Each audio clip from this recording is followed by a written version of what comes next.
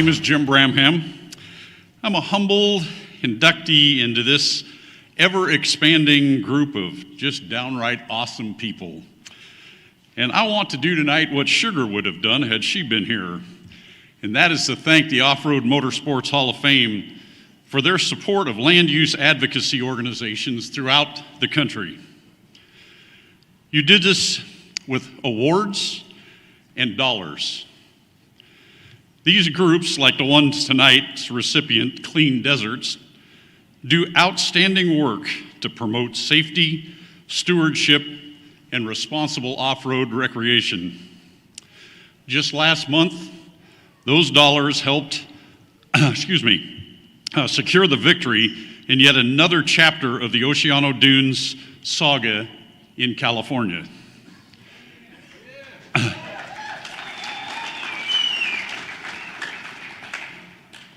Advocacy does not have a leaderboard or a victory lane. It is tireless people in the trenches battling to keep your public lands open. We win together, and you are all part of that team. We thank you again. Sugar, and that was who she was. There was no Helen involved in this. It was Sugar from the day of birth. Lived her entire life in and around the tiny community of Cleves, Ohio, outside Cincinnati. Now, the total amount of public land that's available for OHV use east of the Mississippi River is probably less than the wedge of Nevada that lies south of this hotel. But Sugar wanted to save all the lands there and out here, and she did everything she could to make that happen. She wrote letters by the thousands, but even further, she persuaded thousands of others to write the same letters. She wanted our voice heard at the highest levels. She met with officials, gathered together like-minded people, and sought to help anywhere she could. SEMA sought her counsel when they started the SEMA Action Network. And I know many of you in this room have received SEMA Action Network emails over the years, but she was the one that started the idea that, we can reach out and we can bring to the world the current issues and threats.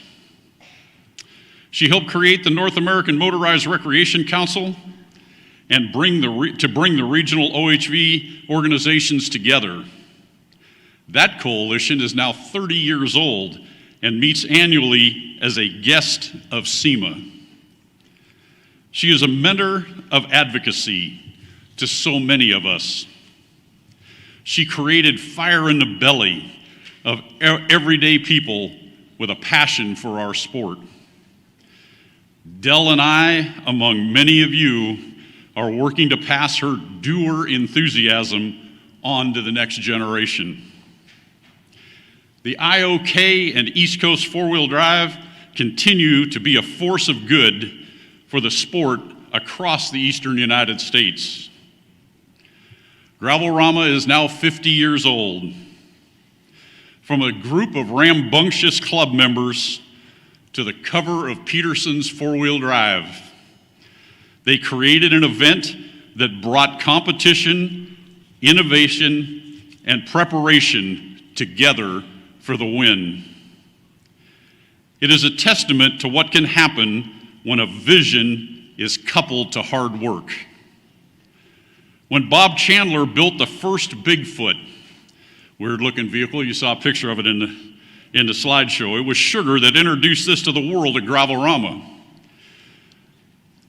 That product was improved and improved over time and copied repeatedly. What started out as a novelty launched an entire new genre of motorsports. We are joined tonight by Sugar's daughter, Kim, who wants to thank ORMHOF for this induction. She specifically wants to thank every person who had helped to make this possible for her mother.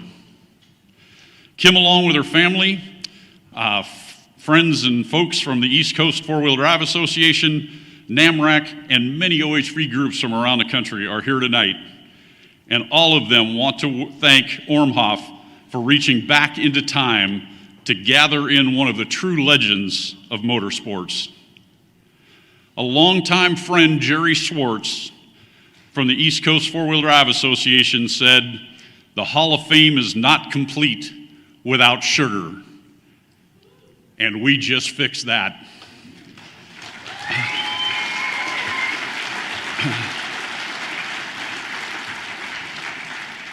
I want to leave you with something I found at the bottom of a set of minutes that Sugar typed in 1972. That's what, 40 years ago? Maybe the reason it is so easy to close land to four-wheel drive enthusiasts is because we don't take our fun seriously enough. We all joined about the same time in the early 60s. We trail rided. She always had a ball trail riding. And then when we evolved into Gravel-Rama, she was the driving force of mostly of what we did. Anytime, she was always ahead of everybody thinking.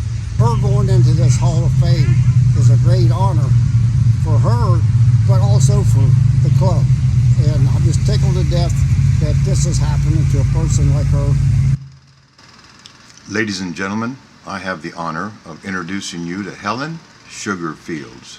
I am Dell Albright, a 2014 ORMHOF inductee. Now, her birth certificate may read Helen, but she was Sugar to everyone who knew her. Allow me to take you back to the 60s. The popularity of four-wheel drive exploration and the idea of creating a club were in their formative years. Sugar was at the forefront. She and her husband Ken would routinely load up the Jeep for weekend outings with friends. From this came the formation of the Indiana, Ohio, and Kentucky four-wheelers, known as IOK, and the desire to find out who had the best Jeep and driver. What started as weekend grudge racing spawned a competitive event that has lasted more than 50 years.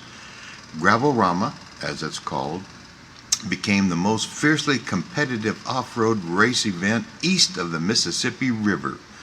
Recognizing that this event needed a permanent home, Sugar took it upon herself to contact a railroad company that was some land to sell, and she set up purchasing what is now the IOK grounds for Gravel-Rama, and she convinced several folks to sign the mortgage. Sugar then convinced her longtime friend, Jerry Schwartz, to create the first program for Gravel-Rama. He was instantly hooked for life. Sugar then designed the large permanent trophy. She created a registration and class tree system to manage the event. But her real love was to handle the announcing duties at the races. She had the voice. That brings us to the 70s. Now we're predating fax machines, emails, cell phones, and texts. Many other regional clubs wanted to expand their voices and manage their race programs.